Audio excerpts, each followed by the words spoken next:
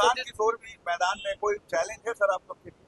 कोई चुनौती नहीं। प्रशांत किशोर पिछले विधानसभा के आम चुनाव में भी बहुत तीर मार रहे थे। वो मुंगेरी लाल का हसीन सपना देखते रहे। बिहार की धरती ऐसे लोगों को स्वीकार नहीं करती है जो हवाबाजी में विश्वास करते। केंद्रीय मंत्री और जेडीयू के पूर्व राष्ट्रीय अध्यक्ष ललन सिंह का बड़ा बयान सामने आया है। प्रशांत किशोर पर बड़ा हमला उन्होंने बोला है। वोट करने पहुंचे थे बांकीपुर में। नमस्कार, दर्श न्यूज़ देख रहे हैं आप, मैं हूं अनुराग। केंद्रीय मंत्री ललन सिंह ने बांकीपुर विधानसभा इलाके में अपना वोट डाला है। इधर के वो मतदाता हैं और वोट डालने के बाद उन्होंने हमला बोला प्रशांत किशोर पर, बड़ा हमला बोला। प्रशांत किशोर सबके निशाने पर हैं। प्रशांत किशोर बांकीपुर के कैंडिडेट हैं, जनसुराज के, खुद मैदान में हैं।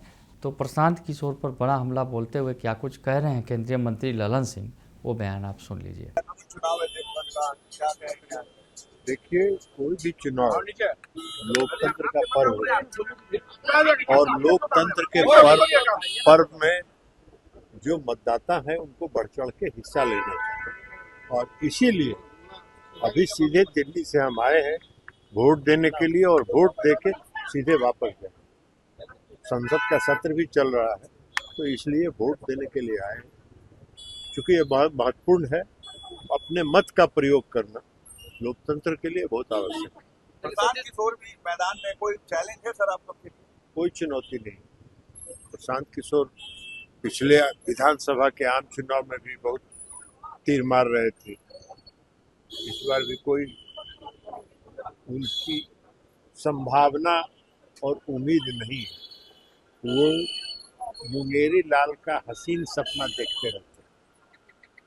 बिहार की धरती ऐसे लोगों को स्वीकार नहीं करती है जो हवाबाजी में विश्वास करते। पार्लियामेंट में सर जिस तरीके से राहुल गांधी ने किया एंटी पेपर, देखिए, राहुल गांधी जी का व्यवहार तो सब दिन से विरोधी दल के नेता का जो व्यवहार होना चाहिए, जो एक जिम्मेवार पद पर वो हैं, उसका कभी पालन नहीं।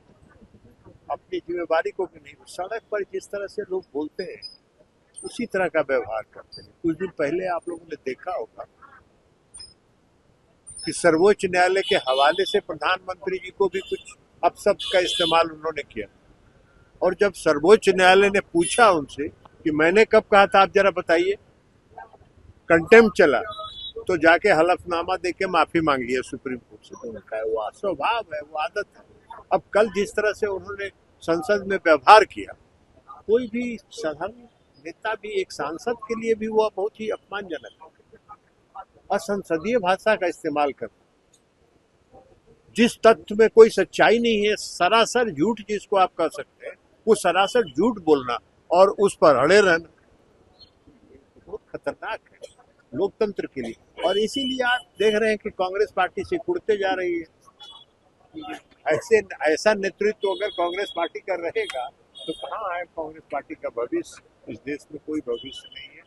मोदी जी मजबूती के साथ देश का विकास कर रहे हैं, देश का मान सम्मान गौरव बढ़ा रहे हैं, आगे भी बढ़ा रहे हैं। तो सुना आपने कि केंद्रीय मंत्री ललन सिंह कह रहे हैं प्रशांत किशोर कोई चुनौती नहीं है। प्रशांत किशोर पिछले विधानसभा चुनाव में भी तीर मार रहे थे और इस बार भी उनके जीत की कोई संभावना और उम्मीद नहीं है।